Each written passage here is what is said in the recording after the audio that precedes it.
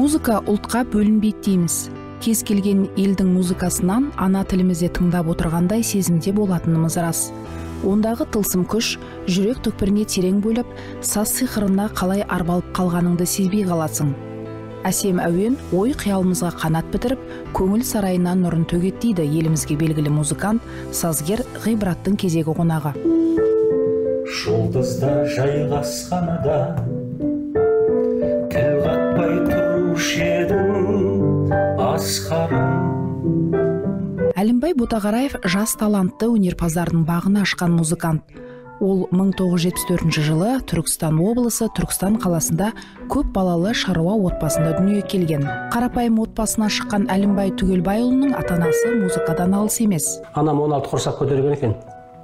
Сол мен 16-шы құрсақпын үйде. Ең кенжесім үйде. Содан енді онау бар едік сол. Одан енді уақыт келе әпкеміз, ағамыз не салды уақыт сәтімен.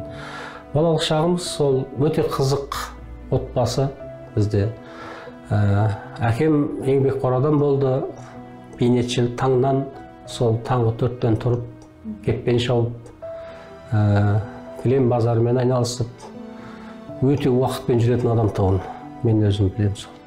Шай ішетін уақытының бір 2 минут кешіп қалса, соған үлгеруге тырысатын адам болған. Жұрттар кешке телевизор берсе көріп отыра береді ғой. Ондай жоқ тұғын. Ол кісі ондай 9 ба? Ровно 9-да ұйықтайтын. Таңғы 4-те тұрады. Сонан кейін жаңа әкеміз келіндеріне шай қойып бер, немесе тамақ істеп бер деп ол кісі енді таңертең өзі шайын қойып, сөйтіп өзінің бізбен уақыты сәйкес келмейтін. Бізде сағат 1-де ас ішсек, түскі асты, ол кісі сағат ровно 12-де ішетін. Бала күннен өнерге құмартқан Әлімбайға домбыраның құлағында ойнайтын жеңгесі ерекше әсер етті.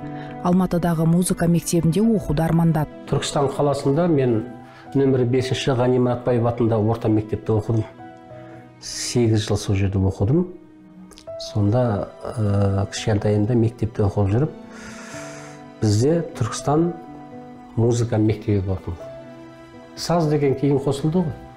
Детская музыкальная школа дейді баяғыда, орысшалап айтатын еді. Қазір балалар музыка мектебі сол кезде. Соған барсам, содан мен қабылдады.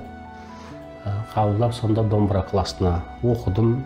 Оқып жүріп, сол жерде жақсы оқып жүріп, юный музыкант деген болады. Конкурс ең алғашқы лауреат болатын Шымкенттегі сол нөмірі 1-ші музыкалық мектепте. Қазіргі мынау ненің жанры маяк деп айтады ғой, магазин тұратын.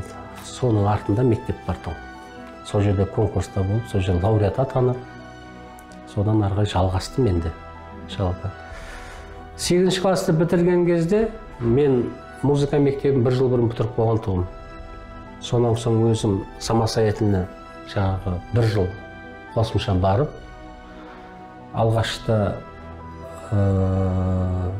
Күнболатов Мұқан деген ағайда оқыдым. Кейіннен Жаубасар Қасым ағайда бітіріп шықтым. Содан оқып. Өте жақсы мұғалім, өте керемет методикасы да, тәрбиесі, оның адами қасиеті, тұла бойындағы адам бойына жасқа берер, болашаққа берер азығы өте мықты ұстаздың Қасым Жаубасар ағайымыз. Жатқан жері жайлы болсын ұстазымыздың.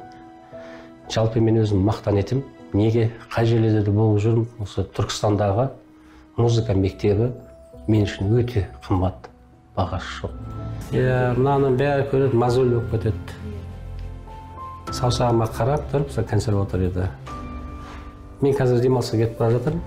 Құжаттың бәрін тапсырыңдар, емтиханға кіріңдер, сәттілік тілеймін деп. Біләл Ысқақов деген өте керемет күйші бар. Біз қазаққа белгілі. Ол кісі шертпе күйдің шебері.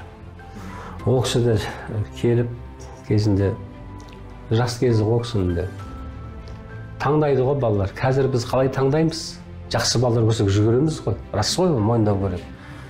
Сонда сол көріп, домбыра ойнағанын көріп, бағалап, ертең мен де оқитын шығарсың деп, Құдай қаласа.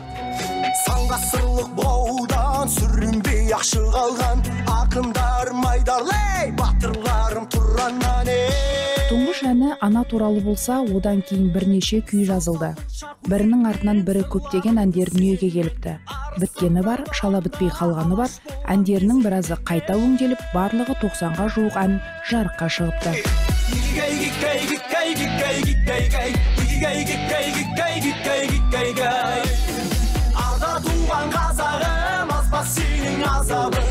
Өнердің бағасы жоқ. Бағасы жетпейді, егер ол нағыз өнер болса. Енді мен ән жазып, біраз әншілерге ән жаздым. Енді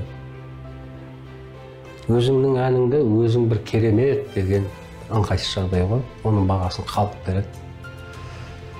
Бір әндеріміз удачен шығып жатты. Бір әндеріміз шындығын айту керек, кейде әнге ұқсамай қалады. Оны мойындау керек қой. Жоқ, не жазғаныңды өзің білмей қаласың кейде. Жазасың, тапсырыспен де жазсын, көп жазсын. Тапсырыспен бергеннен соң әнді ол бір үйді қалап бітіріп бере салған сияқты болып қалады негізі. Жасы келгенде бір композитор жазып атады ғой. 80 ән жаз, 90 ән жаз, мақал жаз сен. Бірақ ішінде бір ән халыққа ұнамаса, оның бәрі бекер. Енді мен көп ән жазып қалған елерім өткен бұнақ үйімін дейді, мынандай мекеменің дейді, содан соң наурыз дейді, жаңа жыл дейді, басқа дейді, анау мынау сондайлар көбейіп кетеді ғой. Туған жер, махаббат туралы, мысалы трагедия, мен жалпы бағытым лирика. Төлқұжат деп өткенде бір осы кездесуде болған осы каналда. Сол кезде бабалар рухы. Семсер тобы деген топ бар, осы жерден шыққан осы балалар қазір үлкен азамат болды ғой қазір. Отбасылы, өздері жұмыс, өз қамын өздері жасап, өз тіршілігін көріп жүр қазір. Уақыт келе бәрі. Сол топта бабалар рухы деген бар, олар өмірқұл ән жазып ішіне қосылып айтады. Ол қазақ хандығының жаңағы мерейтойы кезінде сол кезде жазылды. Бүгінде Әлімбай Түгелбайұлы ердің жасы 50-ге жақындаған жан. 4 қызғалдақтай қыздары мен бір ұлды тәрбиелеп отырған асқар-тау әке. Алла берген 5 перзенттен бөлек елдің де балаларын тәрбиелеп отырған ұлағатты ұстаз. Бүгінде өзінің қызметтік міндеттеріне үлкен жауапкершілікпен және ұқыптылықпен қарайтын тұлға. Сонымен қатар өзінің еңбекқорлығымен, адами қасиеттерімен жоғары беделге ие жан.